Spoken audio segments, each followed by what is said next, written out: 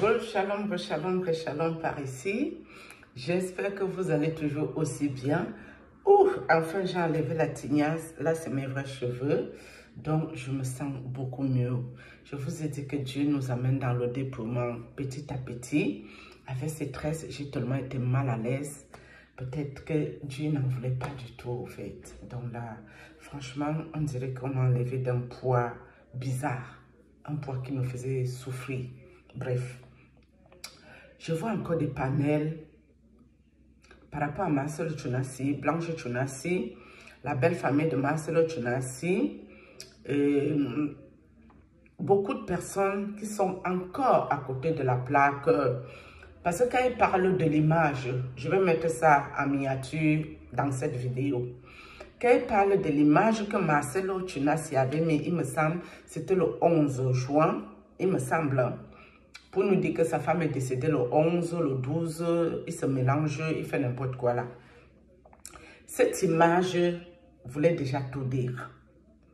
Moi, à l'époque même, je ne comprenais pas aussi beaucoup de choses des occultistes. Mais sachez que un occultiste qui vous met une image, c'est parce que c'est dans ça qu'il doit bien gagner le produit de son sacrifice. C'est-à-dire que l'image que Marcelo a mis, il n'y avait pas le hasard. Il savait ce qu'il faisait et il devait faire ça pour que tout le rituel sacrificiel fonctionne bien. D'accord? Par exemple, comme moi, l'occultiste là et ses acolytes qui me font chier, qui m'attaquent là. Genre, à un moment donné, j'ai discuté avec les esprits de cet occultiste, le prêtre catholique qui ne connaît pas Dieu ici, qui sacrifie les vies humaines beaucoup. Mais, au début, je pensais que, comme je discute avec eux, ils vont me dire des choses qui peuvent m'aider. Alors que non, hein, ça n'a rien à voir.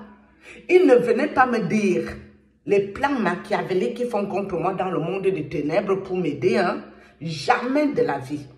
Il fallait que je sois au courant de ce qu'on va me faire. Comme ça, quand je suis au courant, quand ils me frappent, ça va bien fonctionner. Alors que si je ne suis pas au courant, ils vont me frapper, ça n'aura pas le même effet. Mais je ne sais même pas comment je suis rentrée dans ça. Parce que moi, quand quelque chose doit arriver dans ma vie, ou mes proches, les personnes très proches de moi, je me couche là pour dormir, Dieu me montre. Je n'avais pas besoin de cet occultiste, ni de ses disciples, ni de ces mauvais esprits en légion qu'il a. Je n'avais pas besoin qu'il m'informe de ce qui compte me faire. Quand ils ont voulu ôter la vie de mon enfant, c'est l'esprit de cet occultiste camerounais qui m'a tenu informé des affaires. Et j'ai tout dans le téléphone. Je vous ai dit, je parle avec preuve.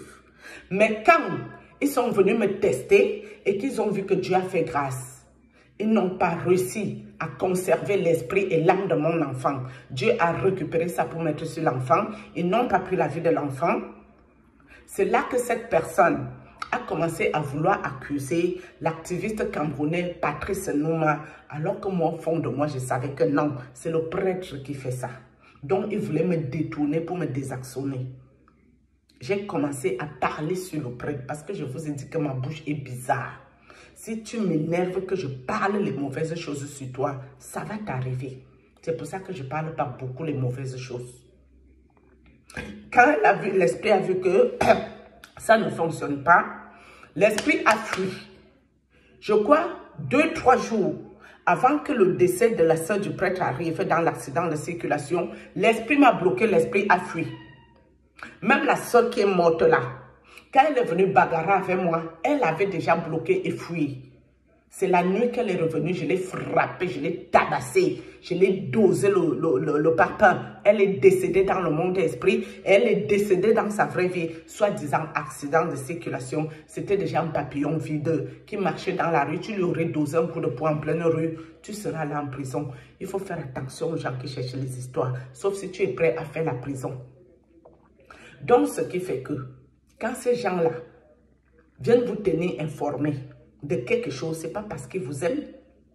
Quand ils sont venus là pour me donner l'arrêt cardiaque avec les asticots, l'esprit du prêtre m'avait déjà prévenu que dans leur monde, ils font des réunions sur moi pour me bloquer mes jambes et pour me mettre sur un fauteuil roulant. Je lui dis nul et sans effet parce que moi j'ai un lourd caractère. Moi, je n'ai pas peur des sorciers. Je n'ai pas peur des sorciers. Je n'ai pas peur des occultistes.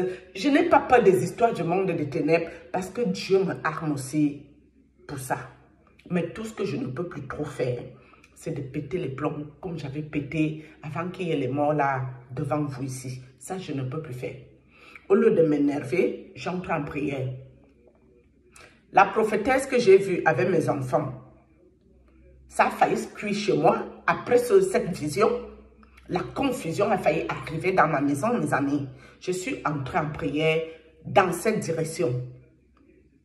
Et tout s'est calmé. Donc, pour vous dire que les occultistes sont libres. Le monde des ténèbres est libre. Les sorciers sont libres de vous attaquer. Mais vous, vous êtes aussi libre d'être avec Dieu. Si vous êtes avec Dieu, vous êtes correct. Vous n'avez pas besoin de prier à longueur de journée. On dit prions à temps et à contre-temps. Il n'y a pas spécialement les heures pour prier. Quand Dieu te marque que c'est bon là pour prier, lève-toi, prie. Point barre. Même si c'est 5 minutes, même si c'est 10 minutes, moi j'arrive à marcher dans la rue en priant dans mon cerveau. Saint-Esprit, aide-moi. Saint-Esprit, protège-moi. Feu du Saint-Esprit, couvre-moi. Sang de Jésus, couvre-moi. Sang de Jésus, cache ma vie. Sang de Jésus, que je sois invisible dans le monde des ténèbres. Mon cerveau arrive à prier comme ça, même si je marche dans la rue. Donc, quand les occultistes vous préviennent de quelque chose, ce n'est pas parce qu'ils sont bêtes. Non, non, non, non, non. Parce que ça fait partie du programme et du projet, du planning pour vous avoir. Ça fait partie, hein. Ils ne sont pas bêtes, ils ne sont jamais bêtes. Ils savent très bien ce qu'ils font. Mais c'est à vous de leur mettre le stop, le haut là. Mettre la ligne rouge que stop, je ne veux plus avoir affaire avec toi, ni de près ni de loin. Si tu me planifies les choses dans ton monde des ténèbres, planifie ça très bien. Dieu me fera grâce. Moi, je vais me coucher, je verrai vos planifications et je vais prier dans ce sens. Et vous verrez que quand vous coupez tout contact avec ces malades mentaux, ça va être difficile de vous atteindre. Même si ça fait semblant de vous atteindre, ça ne peut pas vous atteindre comme quand eux-mêmes, ils viennent d'abord vous informer de ce qu'ils vont vous faire. Il faut faire attention. C'est pour ça que je vois des personnes, ils parlent à tort, à travers, ils parlent n'importe quoi, n'importe comment et tout. Mais les personnes comme moi qui peuvent leur dire la vérité, parce que c'est dedans que je suis, c'est par là que je suis passée, c'est par là que je passe et je sais que j'ai déjà l'ascendant sur ces gens-là. Donc, je sais que je suis déjà au-dessus d'eux après tous ces combats, 6 ans de ma vie. Donc, je peux aider quelqu'un dans ce sens. Oui.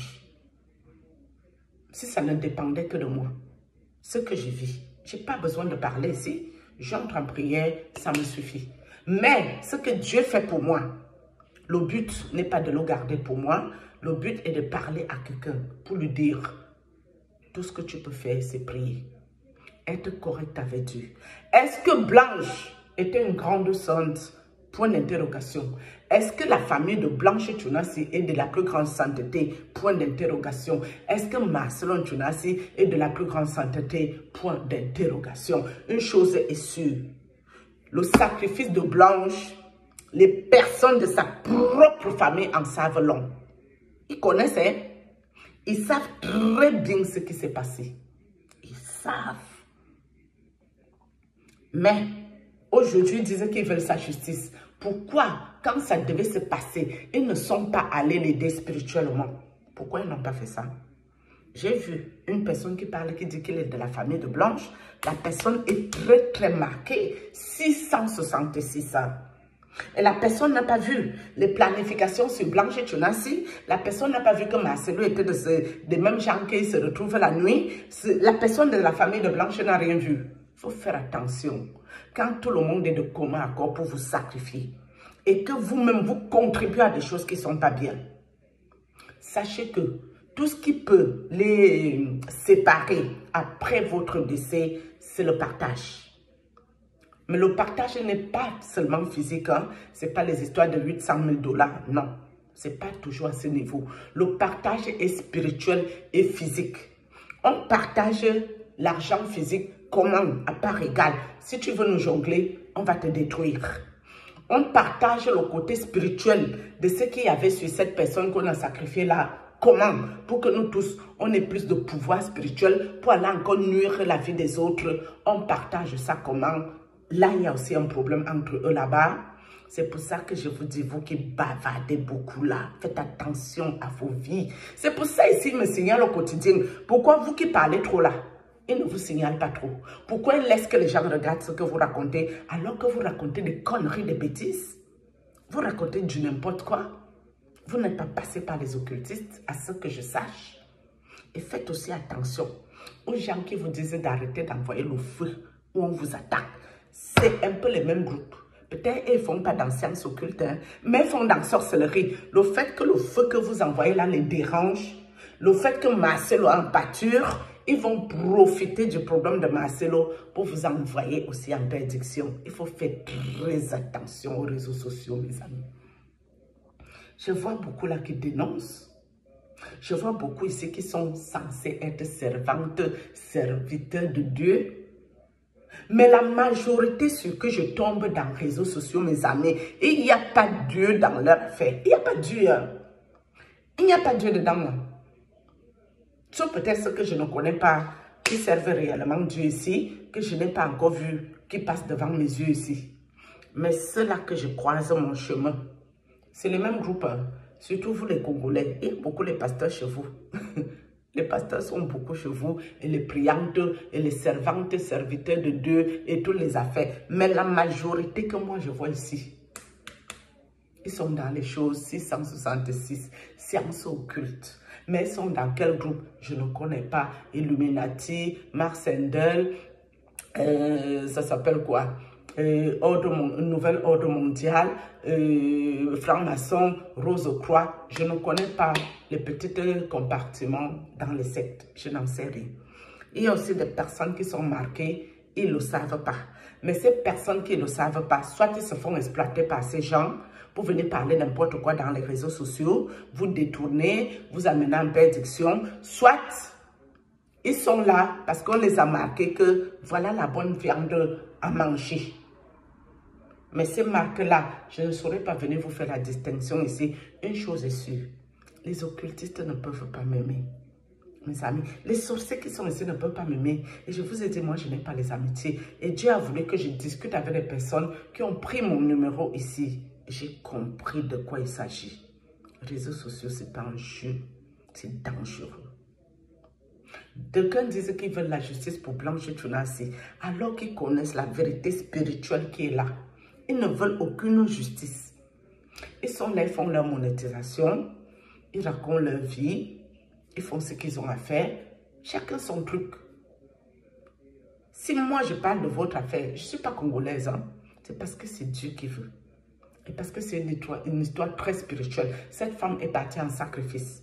Mais elle-même, elle a contribué à quoi dedans? Point d'interrogation. Sa famille en sait quoi dedans? Point d'interrogation. Marcelo Tunasi, une chose est sûre, il en sait long avec tous ses acolytes et ses collègues. Pourquoi on a fait ces obsèques à votre stade? Point d'interrogation. Vous croyez que c'était un ordre tout ça? Ben non. D'accord? Moi, c'est Dieu qui me protège. Donc, vous les occultistes qui avez l'intention de m'attaquer ici, faites très attention à vos vies. Vous allez tomber en embuscade de Dieu et Dieu va vous frapper.